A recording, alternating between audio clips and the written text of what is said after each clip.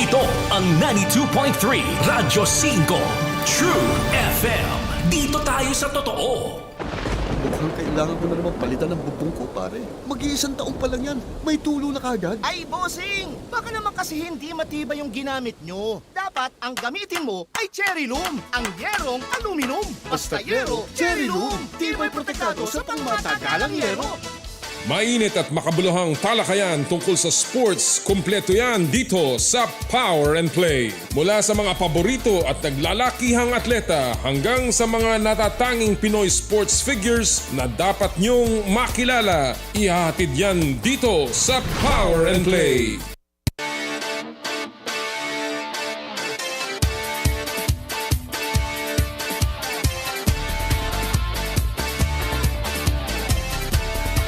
Sa kapwa ko Pilipino, ipagmalaki ang galing na meron tayo. Ilantad ang likas nating talento at magdala ng saya sa mundo. Sa harap ng pagsubok ay di susuko, para sa pangarap tayo'y porsigido. Magpakitang gilas na at magpapatalo, ipagdiwang natin ang Pilipino. Yan ang Pinoy. Mula noon at hanggang ngayon, talento natin ang bida. Mula sa simpleng bakuran hanggang entablado natin ipakita. May pagsubok man ng Pinoy, pinalalakas ng saya. San man tayo sa pulo, Joble, Sibay, Lakay, Amiga. Sama-samang pakita ang galing natin katropa. Sa kapwa ko Pilipino.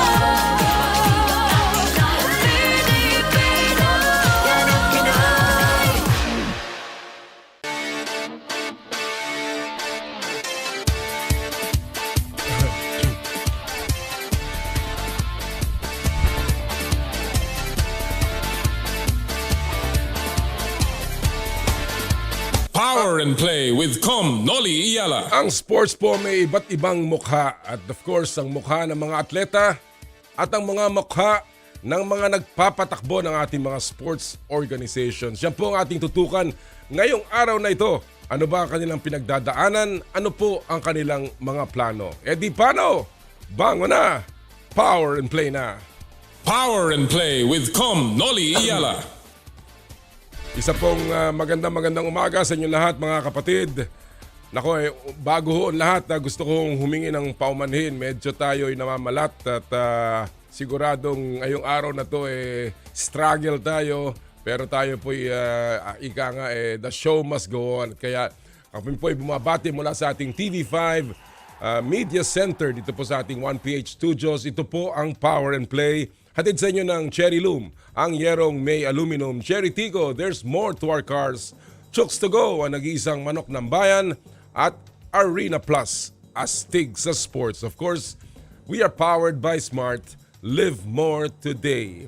Kinakamusta po natin lahat ng ating mga suki sa ating po mga himpilan. Lalong-lalo na po sa yung mga nakikinig sa atin sa Radyo 5, 92.3 True FM. Dito na tayo sa totoo. Yung pong ating mga kaibigang, mga mananakay, mga nagmamaneho ng kanilang mga joyride car, ng kanilang mga joyride taxi, and of course lahat po ng mga umuuwi sa kanilang mga bahay o di kaya papasok ng kanilang mga tanggapan. Binabati rin po natin ang mga nanonood sa atin sa 1PH, sa Signal TV, ha? Yung mga nasa clinic, yung mga nasa emergency room, at of course yung pong mga nasa kanilang mga tahanan, and of course worldwide sa pamamagitan ng Facebook Live. Nako good morning talaga. Medyo again mihingi ako ng paumanhin kung tayo ay magma-Mike Enriquez ngayong araw na to, kung tayo ay mauubo. Excuse me na lang po sapagkat medyo tayo ay meron tayong ginawang laban po nung isang araw para sa EASL. Naku, napakaganda nung laban na yon mga kapatid. Yung pong laban sa Taipei ng Ryukyu Golden Kings at ng New Taipei Kings sa EASL Alam niyo po, doon nakita natin si Carl Tamayo, ang pinakamaganda niyang laro so far sa EASL. Gusto ko po magpasalamat nga pala sa EASL sa kanilang pag-imbita sa atin. No? Kasama po ng ating kaibigan, the Dean, Kinito Henson. Tayo po ay nakapaghatid ng laro ng EASL. At yun po, medyo sa sobrang ganda, mukhang tinamaan tayo ng, ng pamamalat at pamamaos. At nalamigan pa, kaya po 2 araw na natin itong buti nga, nagkaroon tayo ng boses kahapon. No? Nung isang araw po, halos wala na akong masabi. Kaya kayo na po ang bahalang magpa-umanhin. Alright mga kapatid, alam nyo po, ang taong 2024 ay gumugulong na. At nakikita na natin din nagsisimula na muling uminit ang mga laro. Doon po sa NBA, papalapit na po ang kanilang All-Star Game kung saan alam naman natin na botohan yan. At so far, ang mga popular na mga players katulad ni Giannis Antetokounmpo at si LeBron James na nangunguna sa votes ng mga fans at sila malamang ay muling mapapasama dyan sa bagong o binalik na format ng NBA All-Star na East versus West. Dito po sa ating bansa naman, ang PBA po ay papalapit na sa playoffs at mukhang itong mga teams ay nagsisimula na mag-peak. Nakita natin kahapon ang San Miguel Beermen na talagang mukhang tamang-tama ang pag-angat at nanalo kahapon ang Beermen kontra sa mababang team na Blackwater Bossing. Kahapon po yung Benny Boatwright, pambihira, no? Isang araw mahigit 50 puntos ang ginawa, kahapon mahigit 4 na po. Naku, talagang at bumalik na po si Junmar Fajardo, so talagang mukhang itong San Miguel ay naghahanda na para sa papasok ng playoffs. Alam niyo, yun naman ang ginagawa ng mga malalakas na team ng PBA. Kadalasan sa dulo ng eliminations nagsisimula na silang gumanda ang laro at itinotodo na nila pagdating sa playoffs. Kaya po abangan natin ang papasok na PBA quarterfinals. Of course, ang isa pang balita na marami ang nakatutok at marami rin na nagmamasid ay yung pagbuo po ng isang koponan na ika nga ay magre-represent sa Pilipinas sa 33rd Dubai International Basketball Tournament. Yung pong Strong Group Athletics, kung saan ang balita kasi ay na tinututukan ay yung pagpasok po at paglalaro ni Dwight Howard para sa koponan na yan. Kasama ang ating dating naturalized player na si Andre Blatch, among the notable names. And of course, ang pangalang Dwight Howard ay matunog pa rin dahil yan po ay future Hall of Famer ng NBA. Of course, marami siyang sinasabi at mamaya po ay ating ibabalita yan. Pero ngayong araw pong ito, ang ating pong mga kasama bilang panauhin ngayong araw pong ito ay sa isang side naman ng aspeto ng palakasan. Alam niyo po, yung aspeto ng atleta, iba ho yun. Yung mga nagpa-practice, nasa koponan, yun po ang ating nakikita. Pero yung mga nagpapatakbo po ng ating mga programa sa ating bansa, iba naman ho yung lugar. Iba pong bahagi yan ng palakasan, ng sports at ng nagiging parte din po ng tagumpay ng ating mga atleta. Mamaya po, ating pong kakausapin dalawa sa mahalaga at matataas na pinuno ng ating sports organizations. Ang una po ay ang chairman ng Philippine Sports Commission. First time nating makakapanayam ang pumalit po sa atin dyan sa Philippine Sports Commission, ang dating Alaska Governor at of course naging bahagi rin po siya ng basketball team ng maraming koponan sa PBA as well as ng De La Salle University. Si Chairman Richard Dickie Bachmann. Mamaya po yan Abangan nyo po yung ating live interview kay Chairman Dickie ng PSC.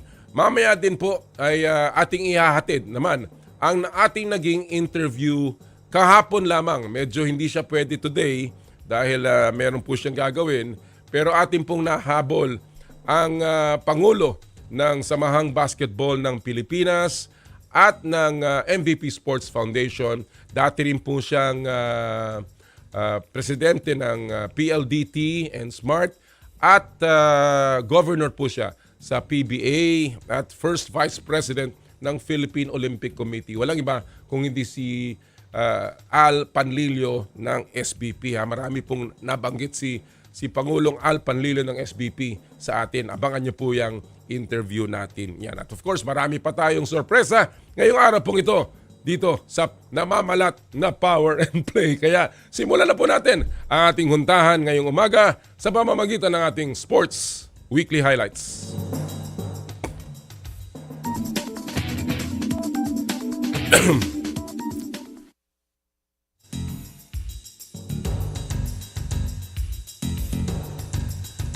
Handa ang one-time NBA champion kasama ang strong group para sa Dubai International Basketball Tournament na gaganapin ngayong buwan. Ayon kay Howard, pasok siya sa height limit ng PBA Commissioner's Cup na 6'9" at ganyan daw ang height ni Dwight kung walang sapatos. Pwede ba maglaro ng walang sapatos? Pero of course, yung sukatan po sa PBA ay talagang ginagawa na walang suot-suot na sapatos. Samantala, end of an era naman sa Philippine Basketball dahil nagretiro na si Samahang Basketbol ng Pilipinas Executive Director Sunny Barrios. 13 taon nanungkulan sa SBP si Sunny. Sa mga taong yan, nabasag ng Pilipinas ang Curse of Korea, naglaro sa 3 FIBA World Cup at nabawi ang ginto sa Asian Games. Umupo rin of course si Barrios bilang PBA Commissioner. Partner Sunny, ED Sunny, Commissioner Sunny, maraming salamat sa iyong pagsisilbi sa basketball. Itinalaga naman ang kapalit ni Barrios si Erica D., tumayong Deputy Event Director ng katatapos na FIBA World Cup, si D. Naging coach din siya ng Women's Basketball Program ng Ateneo Blue Eagles. Congratulations, Ma'am Erica, ED Erica. Suporta kami sa iyo. Isa pong napakabait na papasok na Executive Director ng SBP. At sa iba pang balitang basketball, lilipat sa Lasal Green Archers ang anak ni dating King Archer Mike Cortez. Ayon sa report ng Rappler, lilipat si Jacob Cortez kasunod ang championship run ng San Beda Red Lions. Si Cortez ang leading scorer ng San Beda sa title run kontra Mapua Cardinals. Nanalo namang ng ng titulo ang ama niyang si Mike para sa Lasal noong 2000 at 2001. Sa UAAP pa rin, sa UST naman ang punta ni dating Lasal coach Juno Sauler. Tatayong assistant kay Pido Harencio si Sauler. Si Juno ang coach ng DLSU noong nag-champion sila noong 2013. Magiging malaking tulong siya sa kampanya ng Tigers na nagtapos na may 2-12 record sa UAAP season. At yan po ang buod ng ating mga balita sa Sports Weekly Highlights. Well, ang isa pang pinag-usapan natin ng mga coaches, congratulations din kay Coach Olsen Racela na nahirang na bagong head coach ng University of Perpetual Help System Daltas. Siya po ang magiging bagong head coach ng Altas dyan po sa NCAA. Nako, alam naman natin ang karanasan ni Coach Olsen. At of course, naging coach din yan ng FEU. At of course, currently ay siya ay assistant coach ng Barangay Ginebra. So marami na maidudulot si Coach Olsen. Congratulations, Coach Olsen. At good luck sa iyong bagong paglalakbay kasama ng University of Perpetual Help. Kanina binabanggit po natin ang yung strong group athletics kung saan lalaro si Andre Blatch na dati po nating naturalized player ng Gilas, Pilipinas. Well, alam niyo po ngayon ang pinag-uusapan at natanong nga si Andre, ikaw ba ay wala nang kagustuhang makapaglaro muli sa PBA? At ang sagot niya of course, ayaw naman nila akong payagan kaya nawala na ako ng pag-asa. Kaya po alam nyo, yan po ang ating tanong kasi alam naman natin itong mga to, iilan-ilan lamang yan na naging naturalized players natin. Si Marcus Douthit, si Andre Blatch at si Justin Brownlee. Excuse me po ha. Alam natin mga kapatid na ito ay mga local, naturalized players na ngayon ay binibilang natin bilang isang Pilipino. Pag pinag-uusapan ngayon kung dapat ba itong mga players na to ay kahit papano gantimpalaan at bigyan ng pagkakataon makapaglaro sa ating mga local leagues bilang isang local player. Kaya po yan ang ating pupulsuhan ngayong umagang ito sa ating Pulso ng Bayan, hatid sa inyo ng M2T Drinks with malunggay, okra, and luya. Drink your gulay and fuel up on energy with M2T Drinks. Ito po ang ating pupulsuhan ngayong araw pong ito. Ang tanong po ay, dapat na bang payagan ang mga Gilas naturalized players na makapaglaro sa PBA bilang local? Ulitin ko po yan. Yung bang sila Blatch, si Brownlee at si Douthit at yung mga susunod pang naturalized players, alam naman nating nagpaplano ang SBP na mag-naturalize pa ng mga players. Dapat na bang payagan ang mga yan na makapaglaro sa PBA bilang local? Makipagsamahan sa ating huntahan ngayong umagang ito, mag-post lamang po ng inyong komento sa ating Twitter account @NollyIyala o di kaya sa aming Facebook page sa Power and Play. At meron po kayong pagkakataong manalo ng mga premyo mula sa M2T Drinks with malunggay, okra, and luya. Alright mga kapatid, tuloy-tuloy po ang pamimigay natin ng mga prizes at mga pabuya dito po sa ating show. Of course, galing po sa Joyride ang ating bagong kasundo. And of course, ang ating pong Joyride Top Up promo, mga kapatid, kung saan namimigay po tayo ng 1,000 pesos e-wallet credits sa ating mga lucky winners na inyong pong magagamit sa Joyride Delivery, Joyride Taxi Cab, Joyride Car, and of course yung Joyride Super Taxi. Napakadali po, mag-download lamang ng latest version ng Joyride Super App. Kuha na ng screenshot ng app's home screen kasama ng inyong pangalan. Padala ang screenshot sa Power and Play FB page via PM at isama nyo po ang inyong buong pangalan, registered mobile number sa inyong Joyride account at kami po ipipili ng 5 mananalo ng 1,000 pesos e-wallet credits, mga kapatid. And hindi po dyan nagtatapos ang pamimigay ng Joyride ng prizes.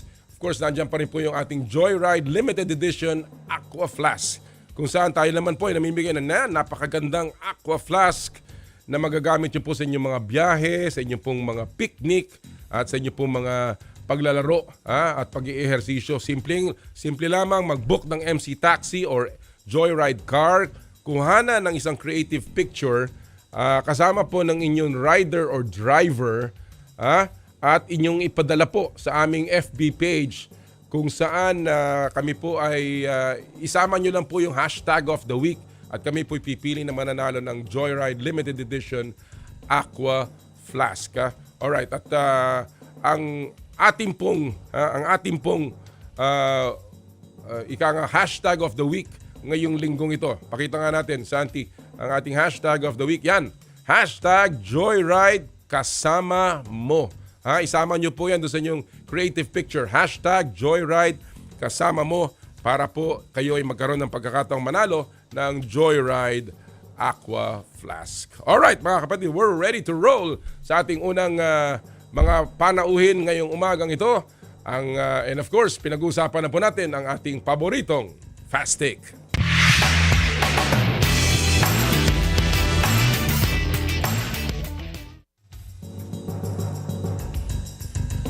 At ang Fast Take ay hatid sa inyo ng Cherry Tigo, There's More to Our Cars. At ngayon pong araw na ito tayo maswerte na tayo sasamahan ng ating kaibigan mula sa Tribune Sports. Walang iba kundi si paring Ray Joble. Good morning, Ray.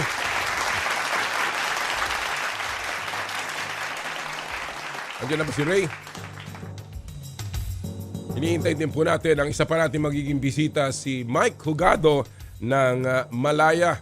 Pero si Ray, good morning. Mukhang wala pa. Okay. Well, nandito na pala. Maswerte tayo ha. Siguro pwede natin unahin to, no? Baliktarin natin ang ating order, ang ating sequence dahil alam kong busy itong ating panauhin na to, kaya siya daw po ay nasa out of town at mukhang meron silang gagawin na mahalaga, kaya siguro unahin na natin, no? Kasama po natin ngayon mga kapatid at nabanggit ko nga kanina, isa pong malaking karangalan na makasama natin for the first time in our show since he was appointed as chairman of the Philippine Sports Commission. Walang iba kung hindi ang chairman ng PSC, si Chairman Richard Dickie Bachmann. Magandang umaga, Chairman Dickie. Thank you for joining us this morning and taking time out. Good morning po, and thank you for inviting me. Good morning to all the fans and everyone involved in Power and Play. I do apologize na medyo this is my first time kasi hindi mo talaga sinabi na ganong kahirap pala o daming trabaho pala ng chairman. Chairman Dickie, I know you are very busy. You're out of town. Ano bang meron ngayon? I heard that you're out of Manila. Yeah, we were discussing PRISA, no? So this year I'm trying to focus on expanding the reach of PSC for the grassroots. So we partnered with PRISA. This is 400 schools. And I just signed the MOA in Legazpi. And the reason why I partnered is because they are willing to adopt public schools as well to actually help in the grassroots program of PSC. Wow, that is a big program. Napakalaking grupo yung PRISA. In fact, our school sa Laguna is part of it. And kami, naglalaro kami sa basketball. Nag-champion nga yung aming team dyan. But Chairman Dickie, this is your over your first full year sa PSC. Yeah. Let me start with this. Kamusta? How has it been so far, partner? Okay naman, no? So I just used this 1 year to actually observe and experience everything, yung job scope ng PSC. You know, if I listen to everyone, make changes here, make changes there, I did listen, pero I did want to experience it myself. So I experienced the Southeast Asian Games. I experienced the Asian Games. I did experience the Batang Pinoy and PNG. And now I'm ready to actually make improvements in PSC. What has been the most satisfying part so far, Chairman? If you just see the athletes, because I'm the type of chairman that I actually use the facilities, and when I'm using the facilities in the morning, lunchtime, and even after work, I'm with the athletes. So I make it a point to actually sit down and get feedback from them. Because as I said from the start, I'm here to actually improve the athletes, and I'm actually here for improve all sports. So getting their feedback, getting their stories, that's what is basically that keeps me going. Alam ko hindi madali, mahirap ang pagiging chairman. You said about how nice it is to be with the athletes. What has been, on the other hand, anong pinakamahirap so far, Chairman Dickie, sa iyong trabaho? Well, you all have to understand that I was corporate for 25 years. And as you know also na it was budget season when I came in, and I've experienced, lobbying for budget for these athletes. And it was quite an experience for me. It was difficult, but you just have to think that this is for the athlete, this is for the sport. So I'm happy to say also that pati Kongreso and the Senate, madami dyan na gusto tumulong. If not all, lahat gusto tumulong for the athlete and sports. So we will finalize this week or by this month, yung final budget ng PSC for moving forward. Kasi this is also Olympic year. So we're all having preparations for this athletes that will actually compete in the Olympics. Well, pag-uusapan natin yung budget a little later, Chairman Dickie, but I know that when you came in, you made some changes sa PSC, sa organisasyon. Of course, meron ka ng dinalang executive director mo, and of course, napuno na ang commissioners ng PSC. Unang-una, Chairman, how has your relationship been with your commissioners? Kamusta ang working system ninyo sa iyong mga kasama sa PSC? I would say okay naman. No? So my commissioners are Commissioner Walter. He was a fencing athlete. Everyone knows Ma'am Bongku, our bowling superstar. Then you have Fritz Gaston, who came from Gab, and then also you have Commissioner Heiko from Cebu. Okay, I would, what was nice with our commissioners is that we don't agree all the time. They get their point across. Also, we do have some discussions, which I like. But all in all, in the end of the day, we agree on something, so which is actually good. Excellent. And alam naman natin iba't iba yung background ng mga commissioners mo, and certainly more heads are better than just one. And of course, nagdala ka ng executive director mo, Chairman Dickie. Kamusta ang takbo ng ating staff, ng yung rank and file? Are you very satisfied with the way things are going, and what changes are you hoping to do pa? I did have to put in a executive director because this was vacant for so many chairman. It was before it was Attorney Eroy, who was an acting ED, but his actual position is a deputy ED. So I did had to put one of my own, and he is the son of. He is Paulo Tatad. He is the son of Senator Tatad. So I really rely on him when it comes to dealing with politics, Congress, and Senate. Because I'm coming from corporate and I'm new, so I'm actually listening to him. When we went to the budget hearing, he goes, Chairman, dito tayo sa minority group, dito tayo sa majority group. So. I have no idea on that. I have no experience, so I did listen to him, and it was a perfect tandem. I would think.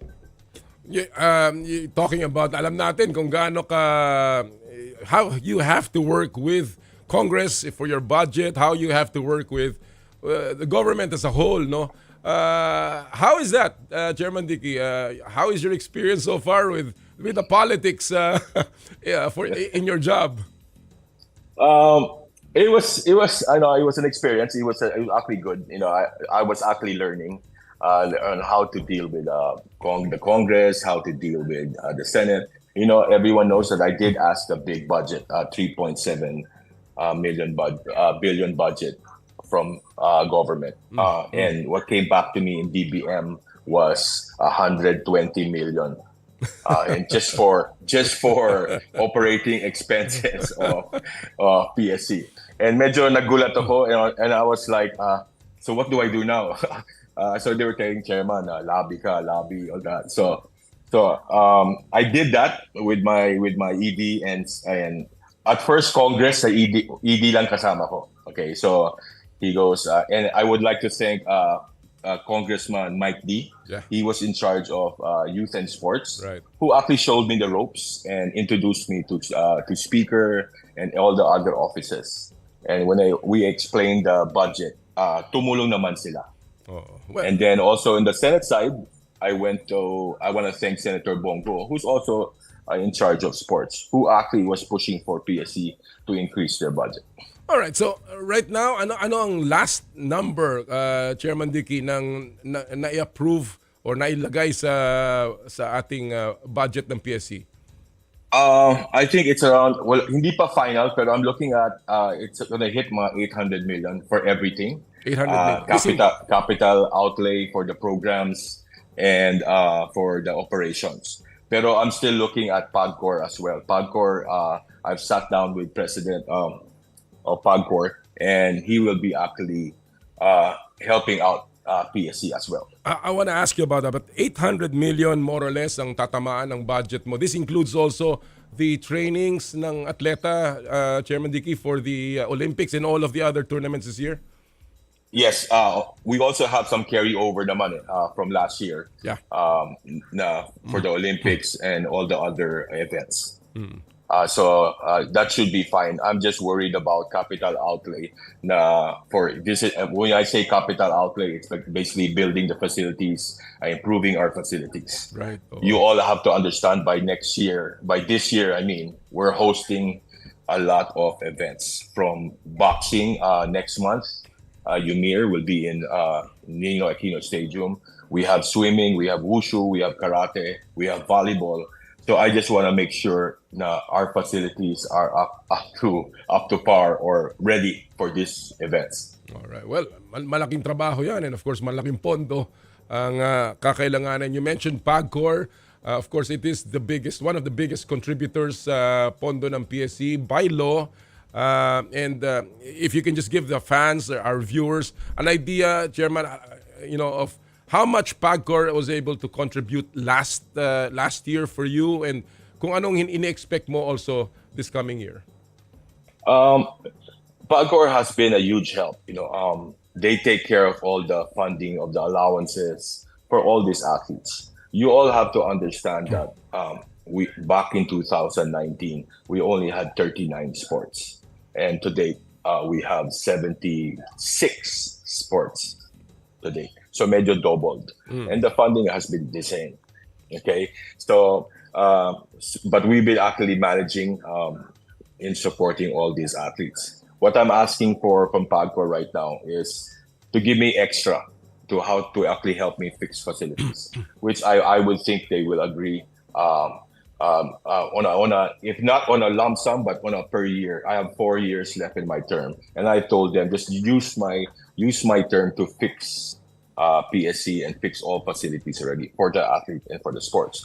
They've been averaging close to 2.2 billion a year. Well, for all these athletes and sports.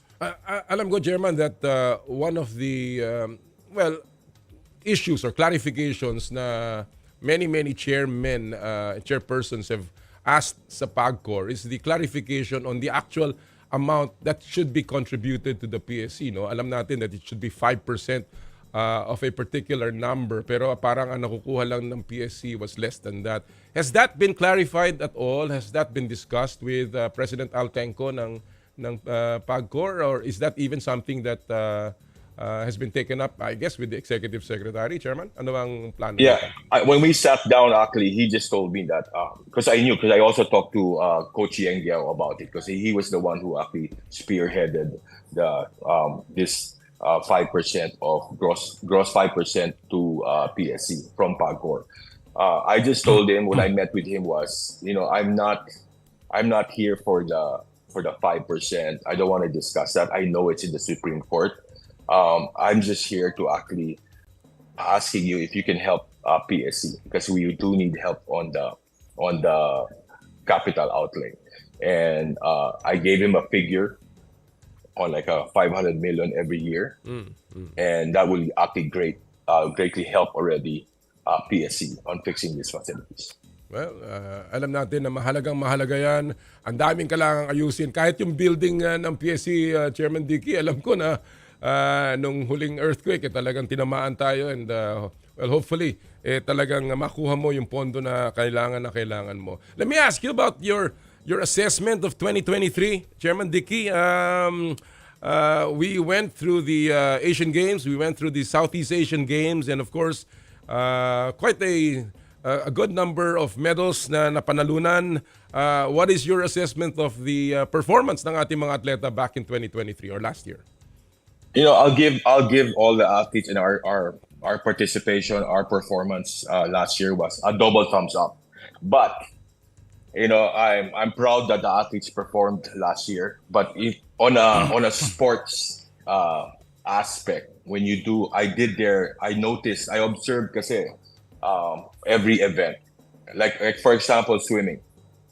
We have Philam athletes, but it's still far behind from China, Vietnam, Singapore. You know, I was talking to Mr. Uiteng about swimming because he's a swimming athlete, and we're just far behind. You know, I would think na kung tap when they finish, pero yung Pilipinas, it's like 4 seconds after, then we will tap. So there's in every sport there's a lot of improvement. You know, and I just want to use my term to actually start fixing everything, from equipment, from training facilities, from, you know, trying to help the nutrition of the players, meals, helping the program. I don't want to, as I said from the start, I don't want to be this chairman or PSC just to give out funding. You know, that's I'm not interested in that. If I could actually PSC get more involved with these athletes, with the programs of the NSAs, then that would be more meaningful for me. Interestingly, binanggit mo yung NSA, Chairman Dickie, it has always been the role of the PSC na bigyan sila ng pondo, but of course, under certain parameters. Kamusta ang relationship ng PSC now with the NSAs, including those that have been quote-unquote delinquent sa iyo, Chairman Dickie? Yeah, you would know that because every board meeting they would actually be giving the NSAs na may unliquidated. As you know also may mga NSAs na inherited yung mga unliquidated nila. So I'm actually meeting the commissioner of COA to actually discuss yung mga NSAs na with unliquidated na inherited. So and you know, the reason why I'm actually asking for that meeting is how I can help the NSAs. Kasi medyo unfair din na sa NSA na they came in and there's mga 6 million unliquidated from the past organization. So that's what I'm going to discuss with COA Commissioner, and hopefully we can find a win-win situation for the NSA and for the government as well. Right. Very good. Well, Chairman, in one of your interviews, nabanggit mo this idea that you wanted to send younger, perhaps even newer athletes to the Southeast Asian Games, yung mga regional games, no? And not so much send the elite athletes like Obiena and Hidelin and Kaloy, because you wanted to give them more exposure, going away from this mentality of medal mentality. Can you explain a little bit more of this, Chairman Dickie? Observing the Southeast Asian Games and the Asian Games, you know, listening to all these NSAs and listening to players as well, you know, there are some elite athletes that actually don't have to actually compete in the Southeast Asian Games. Because we will never find the next athlete if we don't actually include all the others in the training pool. Okay. And that is I'm hoping, but I have no control over that. You know, that's the NSA and that's the POC. But I do wish that, you know, we have a balance of sending athletes or having athletes perform in the Southeast Asian Games and Asian Games. Southeast Asian Games is given already. In athletes in the training pool, we can compete and we can actually win medals. You know, we don't have to send an Obiena to actually come down and perform just to win. You know, I would leave that up to him, but I would also want a balance between the national pool to give them a chance to actually win medals and actually perform. You know, how can we actually improve our national pool, our athletes in the training pool when they don't actually hindi kasali sa events? Mm-hmm. Yeah. You know, yeah. When I was discussing, you know, sa board meeting, a national training pool and non-national training pool, and then I heard there that we cannot support the athletes in the non-training pool. That's right. Oh. So I kind of tweaked our board a bit to allow at least 5 players of the non-training pool to actually join and compete as well, and we will support Masina flights, hotel lang, so they can actually gain experience. Right. Oh. And that's what we've been doing since day one in our term. Maganda yun. Maganda yun. Alam natin yan na ang binabayaran lamang ng PSC ay yung mga nasa national training pool. But in your move to allow even those that are not in the non-training pool, this will allow the NSAs to further expand their training program. Ano ang naging reaction dito ng POC at ng NSA's, Chairman, will they actually give you that leeway to recommend even beyond the training pool, the national team? Yeah, wala naman issue. So far, all the other NSAs are thankful. For the that we are including at least, it's not a lot, but 3 to 5 athletes of the non-training pool for men's and women's, just for flight and accommodation lang. Excellent. It's a big help for these athletes for experience and to get better. Excellent. Well, this year is going to be a big year, and with the Paris Olympics coming up in the middle of the year, so far 4 na atleta pa lamang ang nagka-qualify for the Philippine team. Are you expecting more, Chairman Dickie? Yes, we're expecting more from the athletics, boxing, and weightlifting. So I think Heidelin and also has like 2 more windows. So hopefully she would also make it. I'm looking at maybe hopefully around 8 to 10 that are actually going to actually be in the Olympics. Gaano kalaking budget ang inilalaan ng PSC, Chairman Dickie, for the Paris Olympics, for the training as well as the competitions? I just don't want to give a figure, but there is a budget since last year, but it's prepared. But what I'm doing right now is I'm also asking more budget from our senators and even private sector to actually support the athletes that will actually qualify for the Olympics on their road to the Olympics. So I'm preparing that already. I haven't actually told the NSAs yet, pero I'm doing the work already. So may extra funding pa to help them, to push them to actually perform. Excellent. And we know, of course, on PSC, that is one of the authorities' rights, powers of the PSC to grant tax incentives to the private sector. And certainly, that if you can pull some money, malaking bagay yan para sa ating atleta.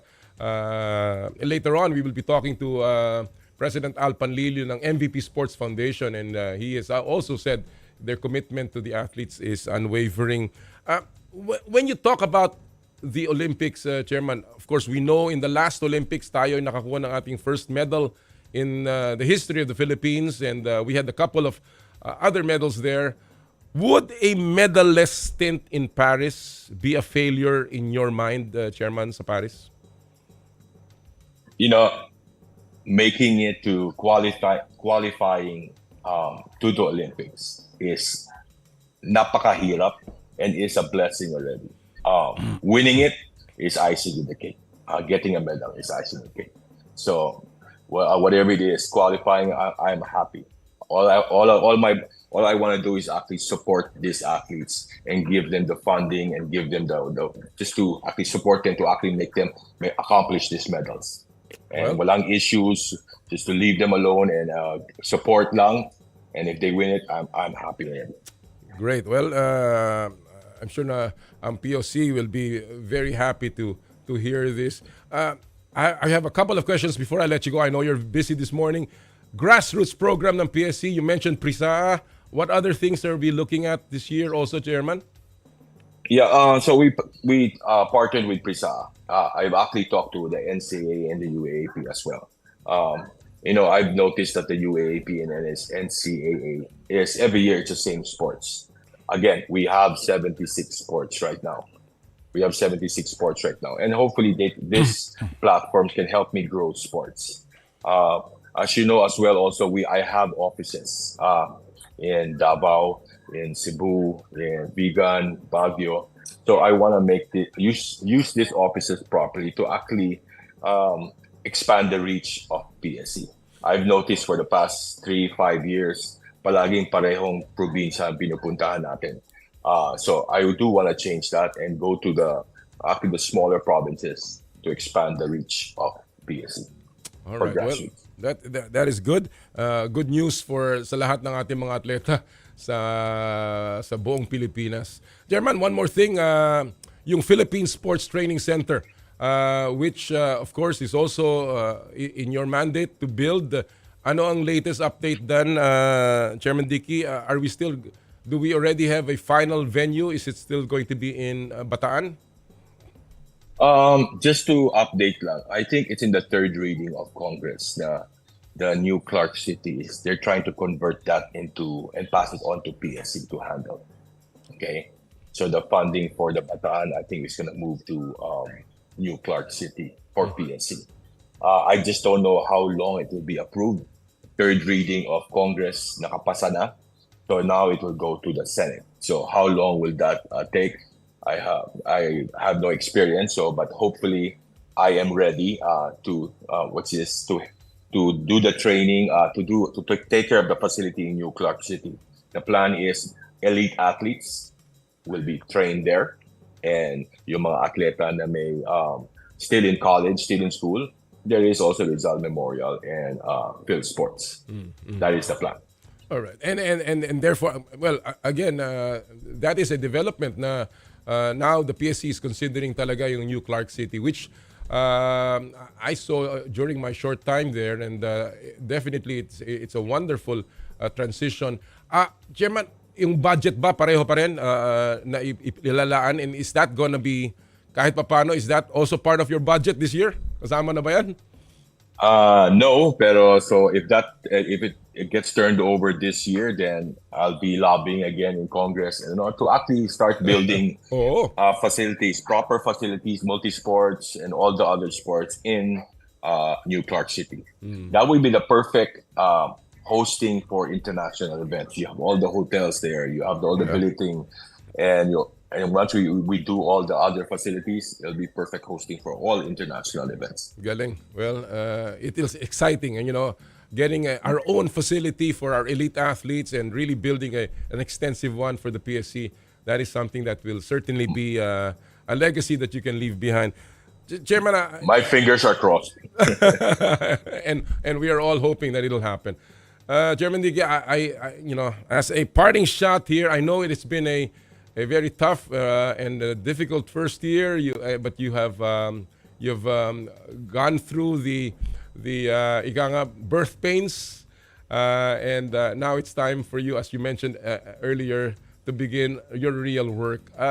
What do you think is the biggest challenge that you see for Philippine sports and the PSC, which you want to fix during your term? I would number one basically is my back of house, my PSC. I really have to improve our people, and that I will do this year. The second would be actually the relationship between PSC and POC. It's a given.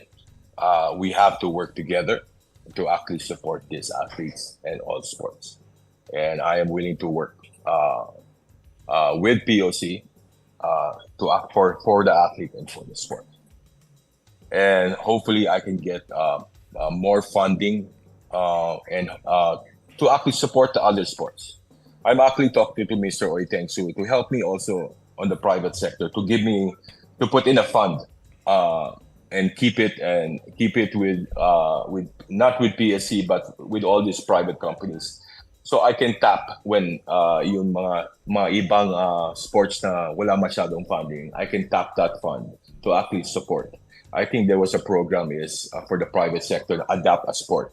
I would want to bring that back, and like a Alaska or San Miguel or MVP group, choose a sport, and you have a funding for them, and they could actually tap it. Don't use PSC anymore. They can go straight to the NSA for additional funding. Well, we wish you all the best. We wish you that you've all success na magawa mo yan para sa ating atleta. Dickie, how as you could now continue with your work, ano ba, may lifestyle change ka ba? What has been your biggest lifestyle change, pare? I had no weekends for the past 8-9 months. My riding, you all know that I like to motorcycle. That's gone. Pero I do actually mix in when I visit the provinces. I do take my bike and I ride there. Medyo ayaw ng mga staff ko ng PSC because it's a media nightmare. Pero hindi, kailangan ko that's my stress reliever when I ride my bike. Well, yeah, everyone will be riding your bike as well, figuratively, as you stay at the helm of the PSC. Chairman Dickie, thank you so much for joining us this morning. We wish you all the best. And anytime you need our support, please let us know. Maraming salamat. Yes, sir.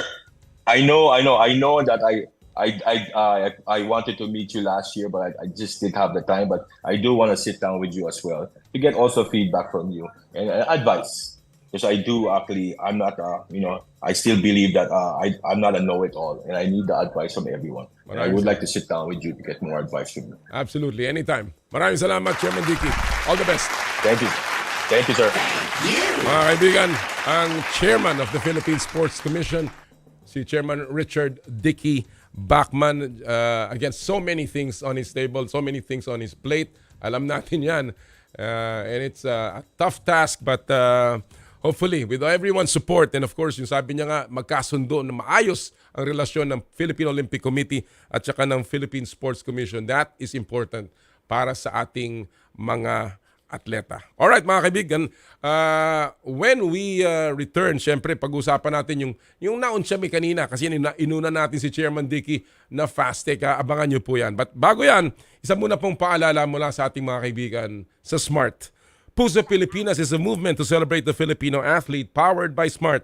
Follow them on Facebook, Instagram, Twitter, and YouTube. Get a chance to win exclusive Puso Pilipinas merch by sharing their Facebook page in your social media accounts with hashtag Puso Pilipinas. The Giga Life app is the latest mobile app from SMART that lets you discover and enjoy your passions with the different Giga promos. It can be downloaded and used by Smart Postpaid, Smart Prepaid, Bro Prepaid, and TNT subscribers via the Apple or Google Play Store. What can the Giga Life app do for me? Check your balance, monitor your current subscription, top up using debit credit card, subscribe to the latest Giga promos, monitor your data consumption, auto-detect your mobile number when you are connected to Smart Network one-tap subscription to the most popular offer, Giga Video 99. And of course, Power and Play is powered by Smart. Live more today. Sa ating pong pagbabalik, fast take, at makakasama natin ang presidente ng Samahang Basketbol ng Pilipinas, si Mr. Al Panlilio. Ito po ang Power and Play hatid sa inyo ng Cherry Loom, Cherry Tigo, Chooks to Go, at ng Arena Plus. Ang oras po natin, 8:53 ng umaga. This time check is brought to you by M2 Tea Drinks with malunggay, okra, and luya. Drink your gulay and fuel up on energy with M2 Tea Drinks.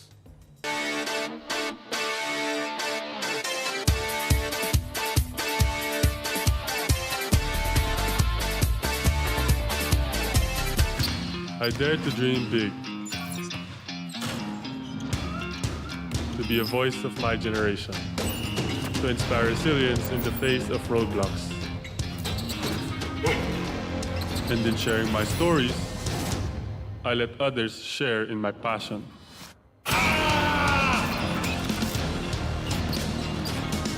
Follow Kai's stories on Twitter and share yours with Smart Double Giga Stories. Share 2 times the passion with 2 gigabytes for Twitter and more. Guaranteed every day, plus data for all sites. Simple, smart ako.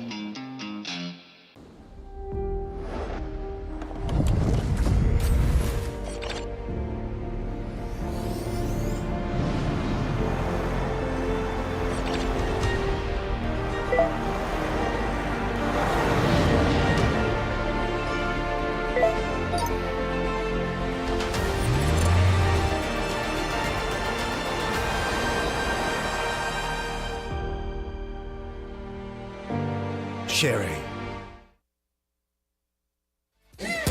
Masarap. Malinis. Friendliest store crew. At higit sa lahat, healthy. Ang bawat manok ay laki sa alaga, hindi sa gamot. Garantisado, zero antibiotics. And that's the Chooks experience. Kaya mag-Chooks to stay na. Dito lang sa Chooks.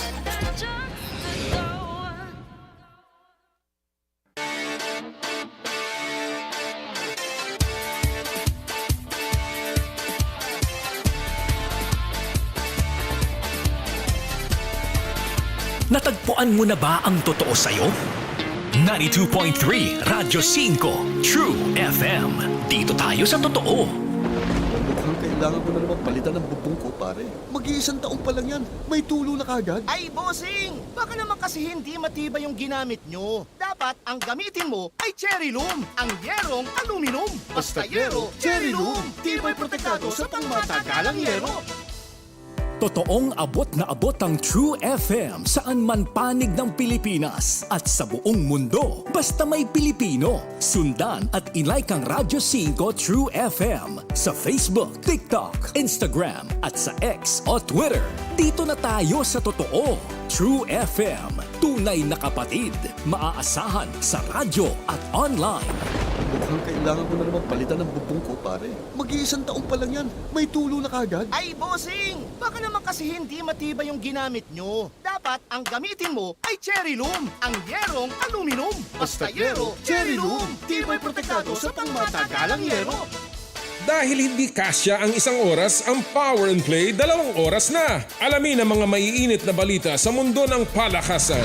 Power and Play, kasama niyo ako, Noli Iyala, tuwing Sabado mula alas 8 hanggang alas 10 ng umaga sa Radyo 5 92.3 True FM. Dito tayo sa totoo. Mukhang kailangan ko na naman palitan ng bubong ko, pare. Mag-iisang taon pa lang yan. May tulo na kagad. Ay, bossing! Baka naman kasi hindi matibay yung ginamit nyo. Dapat ang gamitin mo ay cherry loom, ang yerong aluminum. Basta yero, cherry loom. Tibay protektado sa pangmatagalang yero. Season 2 na ang Wow Mali, Doble Tama. Pranks na parang totoo, ito todo pa. Ang mga prank stars kakasapa rin sa malupit na pang-good time. At tuloy-tuloy pa rin ang paghahanap ng mga kwento na tatamaan ang ating mga puso. Jose Manalo at Wally Bayola sa Wow Mali, Doble Tama. Tuwing Sabado 6:15 p.m. Tutok na sa TV5. 25,000 watts ng totoong tunog ng FM radio. Totoong pinalakas, totoong pinagtibay ng mga batikang mamamahayag sa paghahatid ng news, public service, entertainment, music, information at inspiration para sa bawat kapatid, bawat Pilipino. Ito ang 92.3 Radyo 5 True FM. Dito tayo sa totoo. Power and Play with Noli Iyala.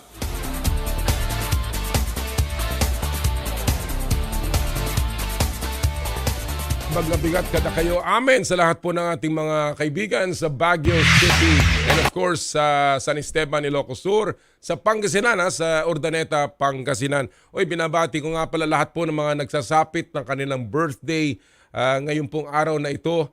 Gusto ko pong batiin of course ang aking kaibigan si Jojo Mercado ng isang happy birthday. Kasama ko kahapon si Jojo sa isang laro at kamusta? And I hope you have a great weekend, partner. Gusto ko rin pong batiin ng isang happy wedding or rather happy anniversary ang aking kapatid, si Doc Jovi at si Ate Lot.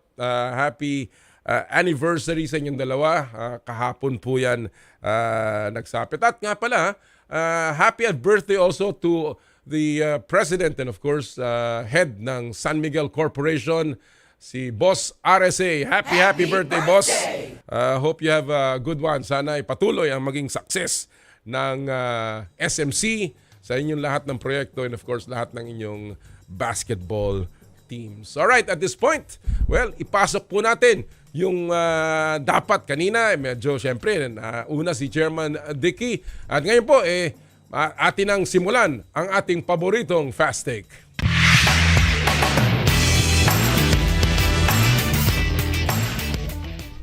At ang Fast Take, kahetid sa inyo ng Cherry Tigo, there's more to our cars. At ngayong araw pong ito, ay ang ating kasama sa Fast Take, ang ating mga kaibigan at balik Fast Takers, of course, si paring Ray Joble ng Tribune Sports at si Michael Jugado ng Malaya. Good morning, Ray and Michael.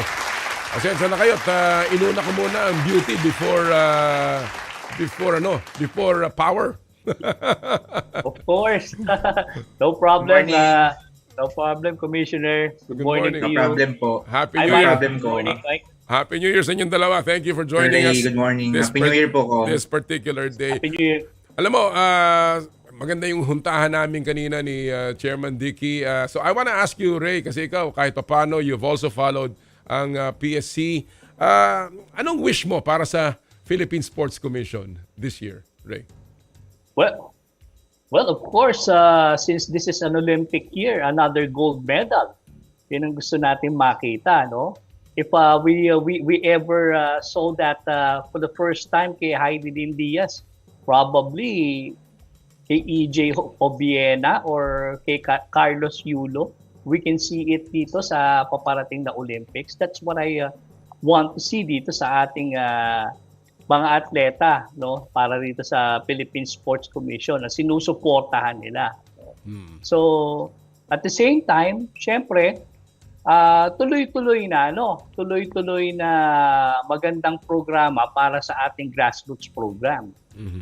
Well, yun ay mga puntong binanggit nga kanina ni Chairman Bachmann at sana nga matuloy yung kanya mga plano. Sabi nga niya nag-obserba daw siya nung first year niya at ngayon ay handa na siya na ipatupad yung mga gusto niyang gawin para sa commission. Mike, andito sa bansa, well, I think wala na, umalis yata, pero dumating kamakailan si Dwight Howard, ang isang future Hall of Famer of course at NBA superstar, para maglaro sa ating koponan na Strong Group Athletics sa Dubai International Tournament. Maraming nagsasabi at nabanggit din niya na siya daw ay handa maglaro sa PBA dahil pasok naman daw siya sa height limit. Mike, sa tingin mo ba magandang idea na si Dwight Howard ay ikonsidera at makapaglaro sa PBA? Definitely, yan. Kumbaga, it will be good for the PBA kung si Dwight Howard ay maglalaro kasi talagang legit NBA superstar yun. hindi naman bench warmer yun. Talagang superstar. So, kung nangyari yun, baka attract mas maraming fans and it will be just really good for the league. Tapos, ang problema lang kasi na nakikita ko next season na if ever, kasi di ba ang PBA ngayon, Governors Cup tapos All Filipino, 2 conferences lang and then tsaka babalik ulit sa 3 conferences next season sa 49th season na. So, next year na. Pero, sana mabigyan ng chance. Sabi naman niya, kapag sinukat daw siya na walang sapatos, 6'9" lang siya. Okay, so yun lang siguro ko. Sana. Pero na lang kung may kalyo at nasukat pati kalyo. Pero nagkaroon ng buhok, di ba? Alam natin of course na si Dwight Howard old era center yan ng NBA, no? Yung nasa low block, yung kumukuha ng offensive rebounds, power moves. Iba na ang basketball ngayon with the advent of the big man center na kagaya ni Nikola Jokic at ni Joel Embiid na talagang marunong gumwardya.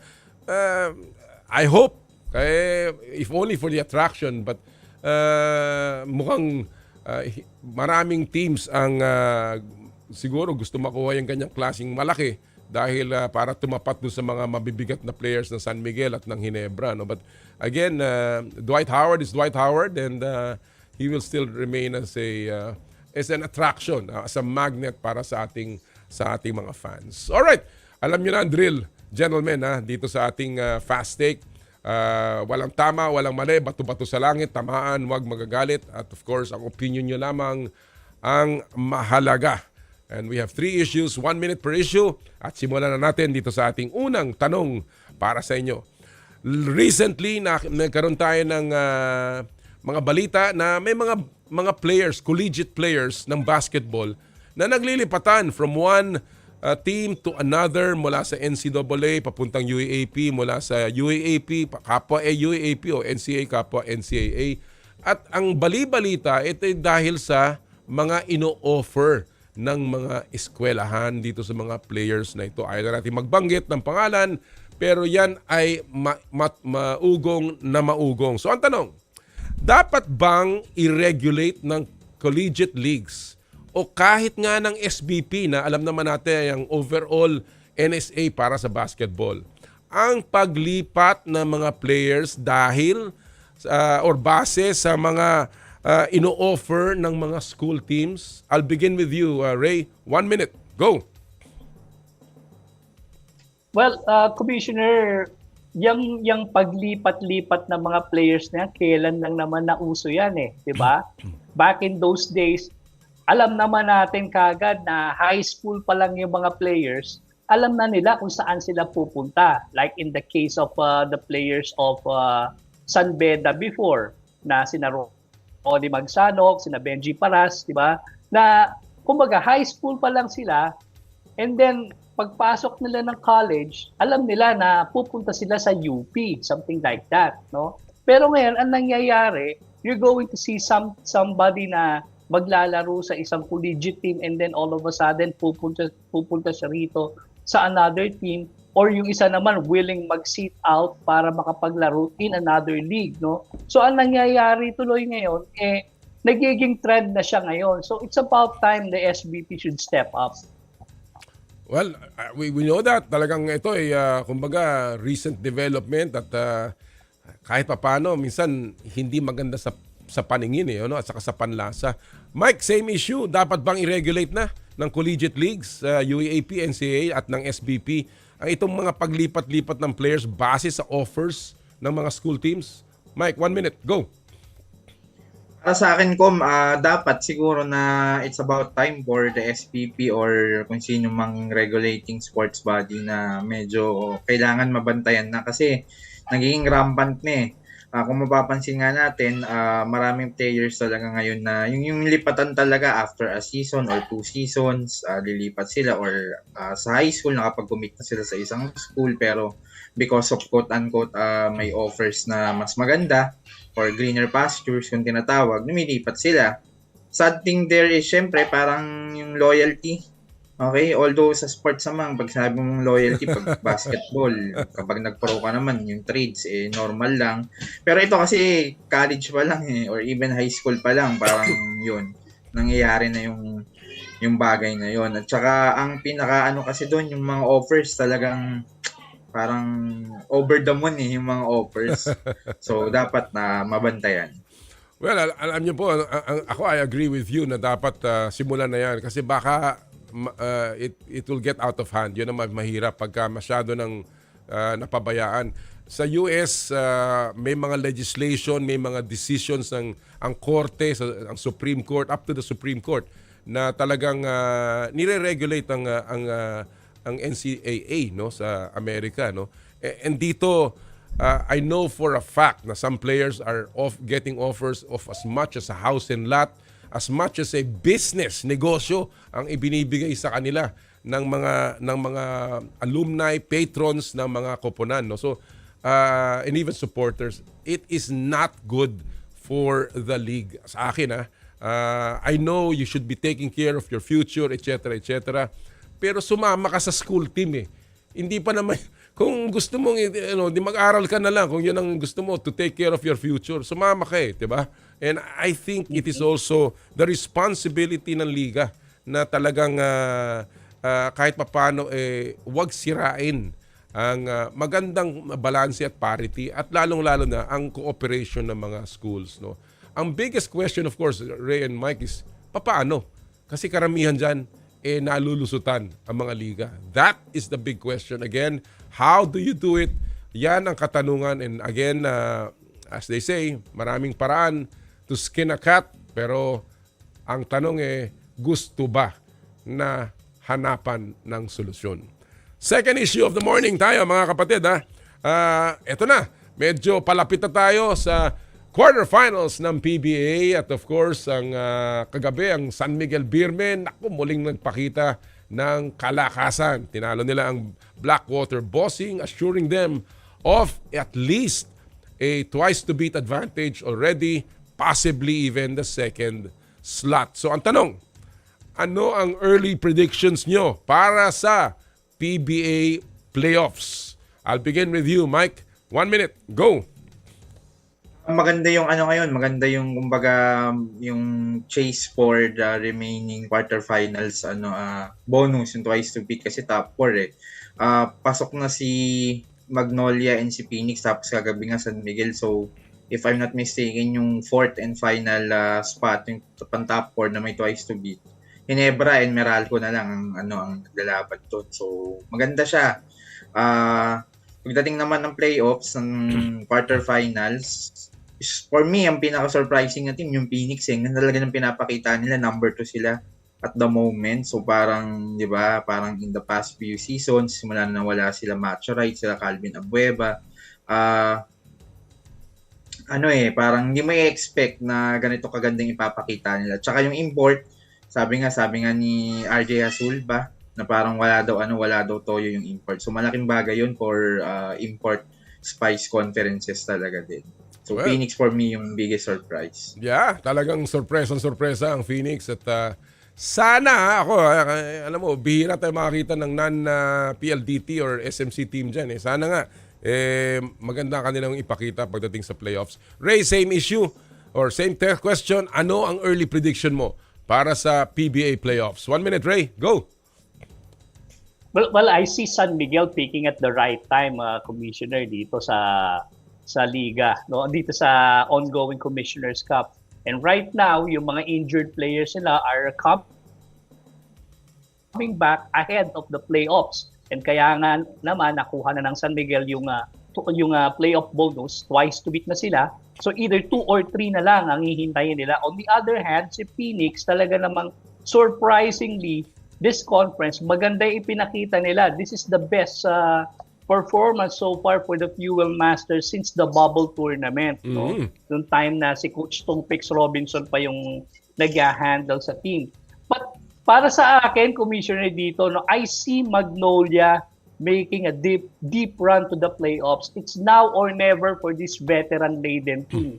Kasi etong team na to, wala naman tong kinuhang rookie this season eh. But I see them, yung chemistry nila, playing in effect sa playoffs. Wow, Magnolia has been impressive, ika nga. And I agree with you. I think they will go deep into the playoffs. Ito, I will go on a limb here, out on a limb.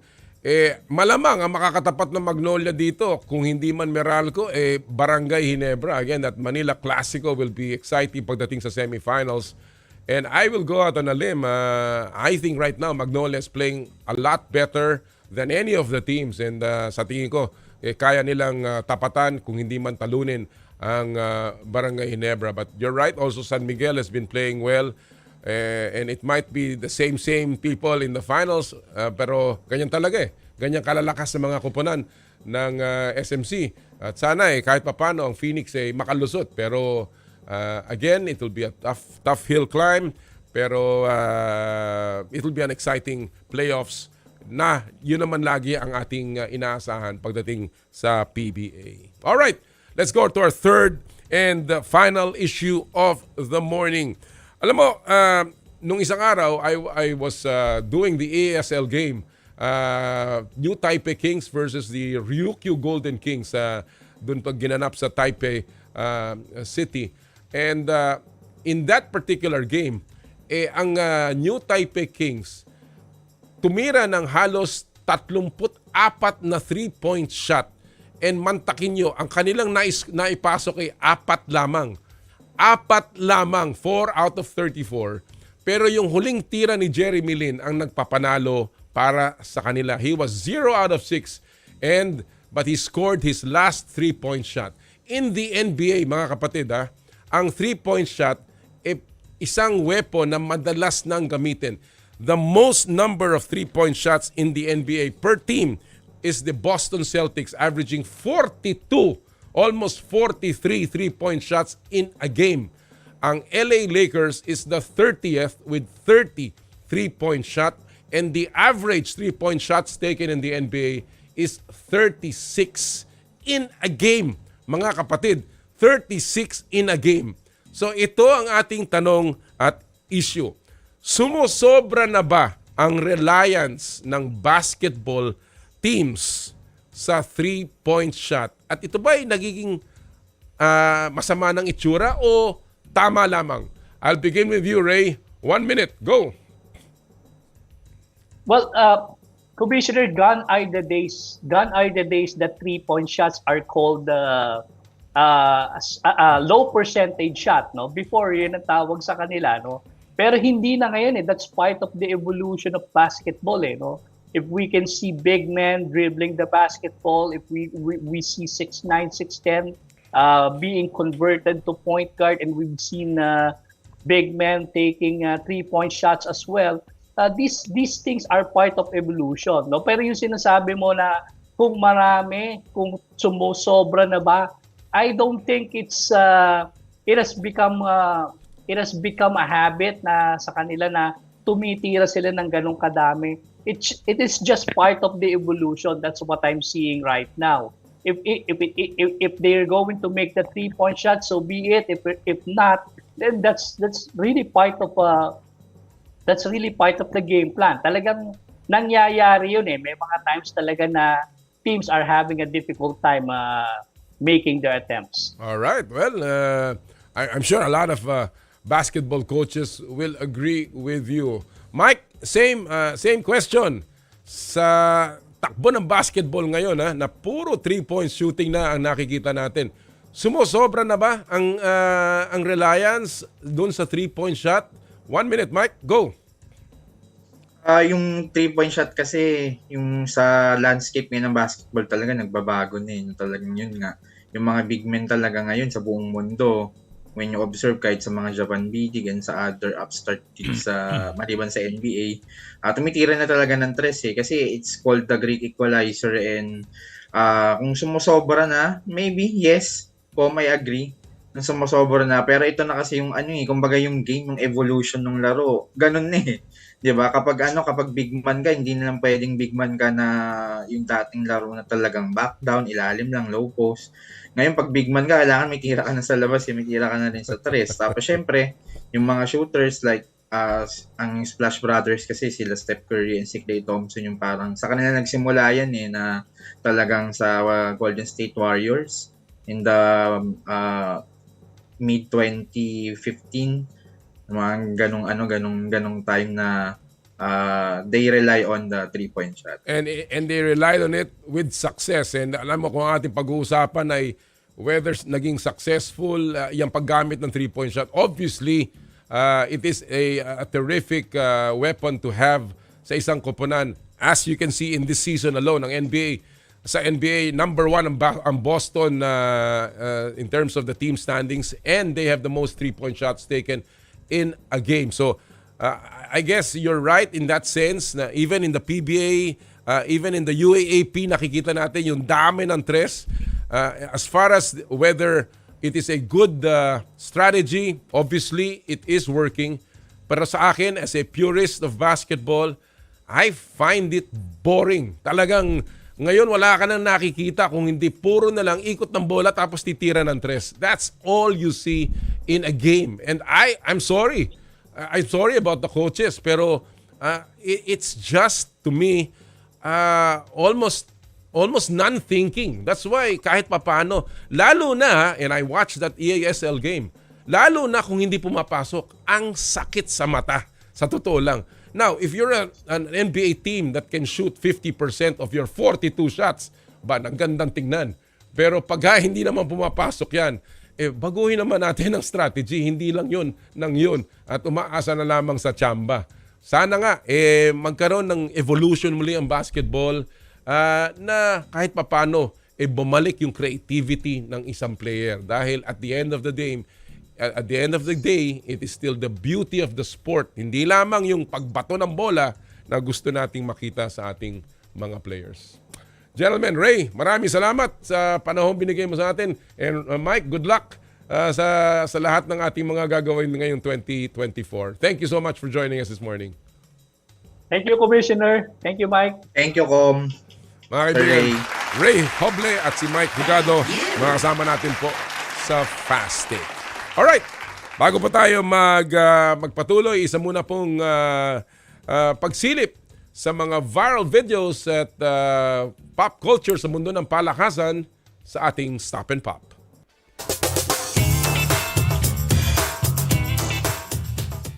Malayo pa naman ang Valentine's pero po itong ating sa ating itatampok sa ating Stop and Pop, medyo may pagkatema na ng pag-ibig. Ang ating pong titulo dito sa video ito ay Falling in Love. Panoorin niyo po ito Ito po namang basketball move na ito, naku, napakatindi. One-on-one nagpivot si Kuya.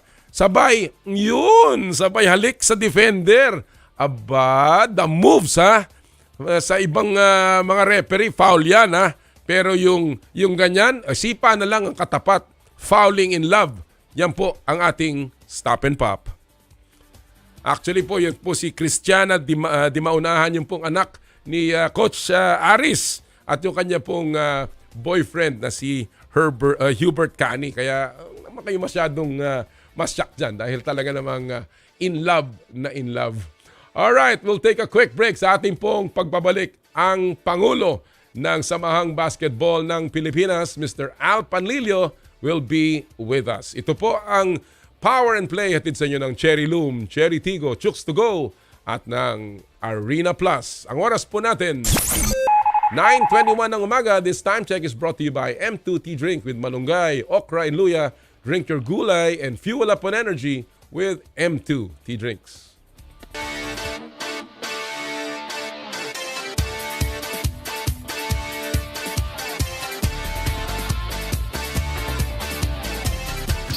I dare to dream big. To be a voice of my generation. To inspire resilience in the face of roadblocks.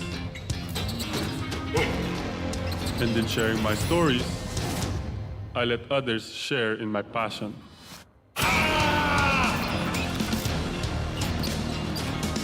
Follow Kai Stories on Twitter and share yours. With Smart Double Giga Stories. Share 2 times the passion with 2 gigabytes for Twitter and more. Guaranteed every day. Plus data for all sites. Simple, smart ako.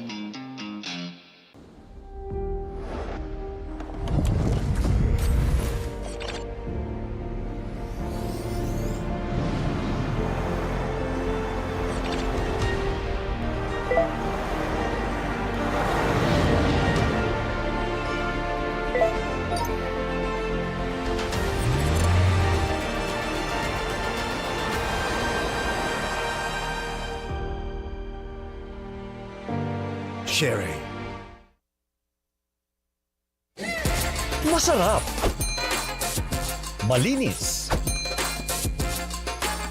Friendly store crew. At higit sa lahat, healthy. Ang bawat manok ay laki sa alaga, hindi sa gamot. Garantisado, zero antibiotics. And that's the Chooks experience. Kaya mag-Chooks to stay na. Dito lang sa Chooks.